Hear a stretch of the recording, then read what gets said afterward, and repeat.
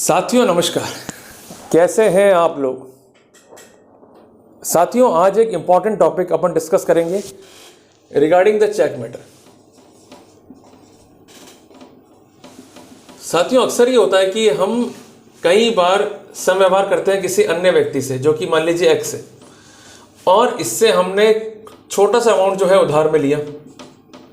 अब ये क्या करता है एक्स कि हमसे एक खाली चेक ले लेता है और हमारे उस पर साइन करवा लेता है, और हैबिचुअली ये काम ये करता आ रहा है। अब एक्स को ये डर है कि अगर इसके खिलाफ कोई केसेस हो गए तो उसका भेद खुल के आ जाएगा कि ये मनी लॉन्ड्रिंग कर रहा है या मनी लैंडिंग कर रहा है। दोनों अलग चीज़ें हैं, money laundering and money landing दोनों ही इनलीगल हैं अपने आप में। तो ये अक्सर क्या करता है कि अपने जो घर वाले हैं उनको भी इस बिजनेस में जो है शामिल करता है। उदाहरण के लिए उसकी वाइफ, जिसको अपने नाम दिया वाई, या उसका बेटा जेड, या उसकी बेटी ए। तो ये संगठन मिलकर साल में करीबन 100 लोगों को चुनाव लगाते हैं और ये कहते हैं कि हम तो कुछ नहीं कर रहे हैं, हम धर्म सेवा कर रहे हैं, हम तो लोगों को उधार दे रहे हैं, उल्टा हमारे पैसे ही डूब गए। तो ऐसे लोगों को अगर सबक नहीं सिखाया आपने, तो ये जो धंधा है, ये धंधा एक ऐसा ब्लैक मनी जनरेट करेगा और एक ऐसा हैरेसमेंट का लेवल जनरेट करेगा जिसकी आप परिकल्पना भी नहीं कर सकते हो। क्योंकि अमाउंट तो लिया 30,000 उदाहरण के लिए और ये लोग चेक लगाते हैं 3 लाख का, 3.5 लाख का, 2 लाख का, 5 लाख का। तो अल्टीमेटली जो अमाउंट हमने लिया ही नहीं है वो अमाउंट हमें चुकाने के लिए लीगली बाउंड जो है होना पड़ता है। क्योंकि ये लोग जो है झूठे मुकदमे दायर करते हैं सेक्शन 138 में हमारे चेक के बेसिस के ऊपर, और 138 में आपके लिए 2 ट्रबल है। एक तो है 143A और दूसरा है ट्रायल। अगर आपकी ट्रायल वीक है और आप इन चीज़ों को नहीं भेज पाए तो अल्टीमेटली आप केस को हार कर जो मूल अमाउंट है जिसको ये क्लेम कर रहे हैं, उदाहरण के लिए 3 लाख का चेक लगा दिया, 3 लाख तो मिलेगा मिलेगा, इसके अलावा मुआवजा भी जो है इनको मिलेगा, और आप अमाउंट नहीं दोगे तो आपको जो है जेल भी जाना पड़ सकता है। तो घबराने का नहीं है, हमें करना क्या है ये समझने की बात है। यूजुअली यही स्ट्रक्चर जो है हमें कोर्ट में देखने को मिलेगा कि हमने समयवार जो है एक्स से किया, उसकी वाइफ ने या उसके बेटे ने या उसकी बेटी ने जो है वो चेक को लगा दिया। साथियों एक बात समझाने के हिसाब से और एक रिसेंट केस जो हुआ है उसके पर्सपेक्टिव में मैं आपको सबसे पहले ये कहना चाहता हूँ कि एक कॉपी और पेन जो है साथ लेके बैठें, क्योंकि अब जो बताने वाला हूँ वो काफ़ी महत्वपूर्ण है और काफ़ी शिक्षाप्रद भी है और कंसेप्चुअली आपको बहुत क्लियर करेगा कि अगर ऐसा हो गया तो हमें इमीडिएटली करना क्या है।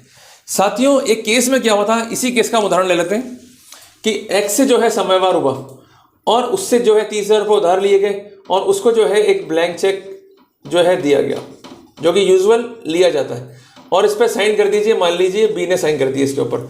तो समयवार जो है वो एक्स और बी के बीच में है।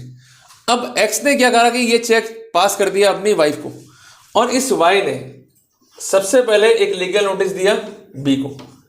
यहां पर सबसे ज्यादा आपको वर्क करना है, जहां वर्क नहीं कर पाते। बी जो है वो खामोश बैठ गया, बट बी के वकील ने उसको एडवाइस करा कि आप जो है इस नोटिस का रिप्लाई करो, अदरवाइज क्या होगा कि जो भी लाइबिलिटीज वो लेके चल रहे हैं it shall be deemed to be accepted. क्योंकि रिसेंट लॉ सुप्रीम कोर्ट का आ चुका है कि अगर आप नोटिस का रिप्लाई नहीं करते हो या फेलियर रहते हो, the content of notice shall be deemed to be accepted. अब सबसे महत्वपूर्ण बात, हमें रिप्लाई कैसे करना है, ये इंपॉर्टेंट चीज है। रिप्लाई करते हुए हमें ध्यान रखना है कि जो भी एलिगेशन हमारे ऊपर है उनको रिप्यूट करना है। नंबर 2, हमें स्पेसिफिक डिफेंस रेज करना है। नंबर 3, जो फॉल्स इम्प्लीकेशन है और जो हमारा चेक गलत रूप से पास ओवर हुआ है उसको भी जो है इंडिकेट करना है रिप्लाई नोटिस के अंदर। तो ऐसा बी ने इस केस में किया।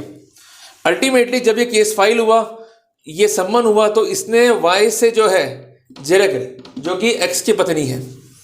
जेरे में 4 बातें जो है महत्वपूर्ण थी रिगार्डिंग द लैंडिंग कैपेसिटी, क्योंकि वाइफ तो कहती है मैं तो बेरोजगार हूं, तो उसने इतना रुपया दिया कहां से।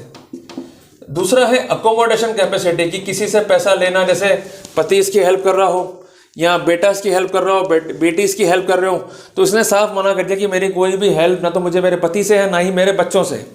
तीसरी इंपॉर्टेंट बात कि इसने कोई कमर्शियल एक्टिविटी करी हो कभी लाइफ के अंदर, तो इसका आंसर था नो। तो हाउस वाइफ होकर के इतना बड़ा ट्रांजेक्शन इसने कैसे कर लिया, यहाँ पर डिस्प्यूटेड अमाउंट था करीबन 1 लाख रुपए का, उदाहरण अपन लेके चल रहे हैं।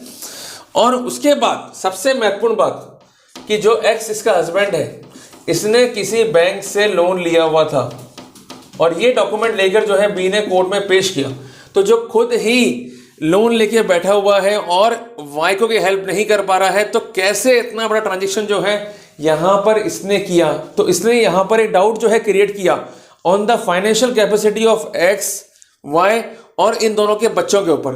तो कुल मिला के कोर्ट में साबित कर दिया कि जब इनके पास फाइनेंशियल कैपेसिटी ही नहीं है तो ये कोई भी लैंडिंग करने में जो है समर्थ नहीं थे, और ऑन द कॉन्ट्रेटरी मेरे चेक का मिसयूज हुआ है। वो मिसयूज कैसे हुआ है, क्योंकि ब्लैंक चेक जो दिया गया था उसमें अल्ट्रेशंस जो है किए गए, राइटिंग्स को जो है चेंज किया गया और अलग अलग इंक से जो है उसको भरा गया। तो सेक्शन 87 एनआई एक्ट की लाइट में ये चेक भी जो है कोर्ट ने माना कि अल्टर किया हुआ है।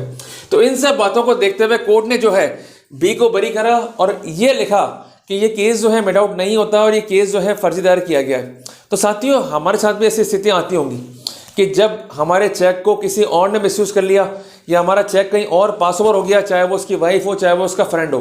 तो आपको इन पॉइंट्स पर लेकर जो है जरा करनी है ताकि एफिशिएंटली जो है आप वर्कआउट कर सकें, क्योंकि कहते हैं ना झूठ के पैर नहीं होते।